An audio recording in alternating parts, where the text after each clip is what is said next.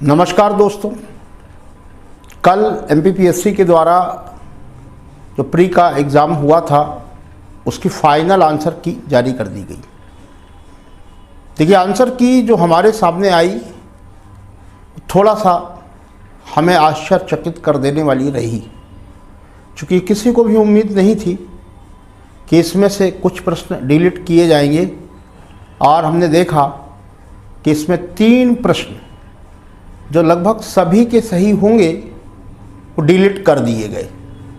क्योंकि जिन जिन छात्रों से मेरी बात हुई तो उनके सभी के वो तीनों ही प्रश्न सही थे, लेकिन डिलीट कर दिए गए। साथ में हमने देखा कि कुछ प्रश्नों के उत्तर में बदलाव किया गया, वहीं कुछ प्रश्नों के उत्तर एक से अधिक सही माने गए। यानी तुर्रा कलंगी का जो एक विवादित प्रश्न था उसके तो तीनों सही उत्तर मान लिए गए। देखिए, इस बीच में हमने देखा कि कुछ पोस्टों की संख्या बढ़ भी गई है, साथ में रिजल्ट आने तक कुछ पोस्ट और बढ़ सकती है।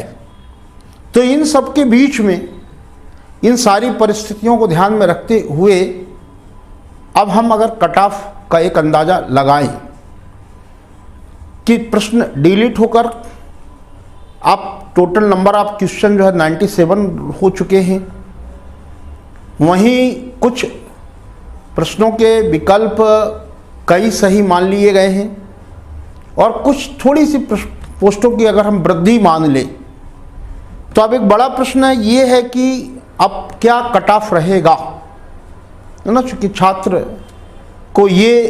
छात्रों को जो है यह बड़ा जानने का उत्सुकता रहती है कि भाई मैं सेलेक्ट हो रहा हूँ या नहीं हो रहा हूँ। तो इसलिए हम इस संदर्भ में एक अनुमानित कट ऑफ जारी करते हैं।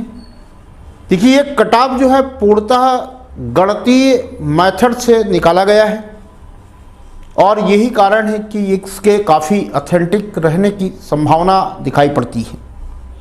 तो देखिए, आप सुनिए इसको ध्यान से। देखिए, अब जो कट ऑफ जो बन रहा है इस समय वो UR यानी अनरिजर्व, जिसको हम जनरल भी कहते हैं। तो मेल के लिए, पुरुषों के लिए 72 क्वेश्चन सही होने की उम्मीद बनती है। वहीं UR महिला के लिए जो है 69 क्वेश्चन सही होने की एक उम्मीद बनती है। EWS मेल के लिए 69 क्वेश्चन, EWS फीमेल के लिए 65 क्वेश्चन, OBC मेल के लिए 70 क्वेश्चन, OBC फीमेल के लिए 67 क्वेश्चन, SC मेल के लिए 67 क्वेश्चन, SC फीमेल के लिए 64 क्वेश्चन, ST मेल के लिए 63 क्वेश्चन और ST फीमेल के लिए 59 क्वेश्चन कट ऑफ जाने की एक संभावना हमारे सामने दिखाई पड़ती है। देखिए, प्रश्नों का जो स्तर रहा है तो लगता जरूर है हमें कुछ सरल रहा है, लेकिन थोड़ा सा ट्रिकी है। प्रश्न पत्र इस तरीके का था जो सरल तो दिख रहा था लेकिन वस्तुतः सरल नहीं था, और यही कारण है कि बहुत ज़्यादा सही प्रश्न करने वालों की संख्या कम ही है।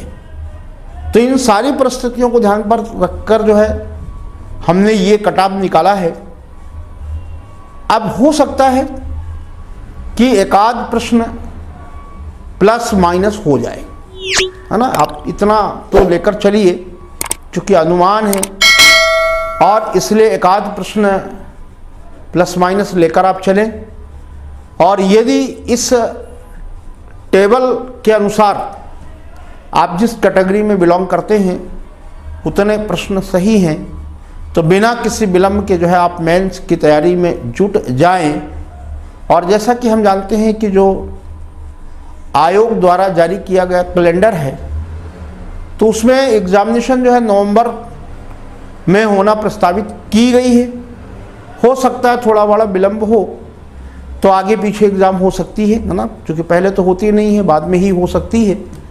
तो इस तरीके से जो है हम अब बिना किसी देरी के अपनी मेंस की तैयारी चालू करें उसके लिए आप गंभीर हो जाए, सीरियस हो जाए, इसी में हमारी जो है भलाई है।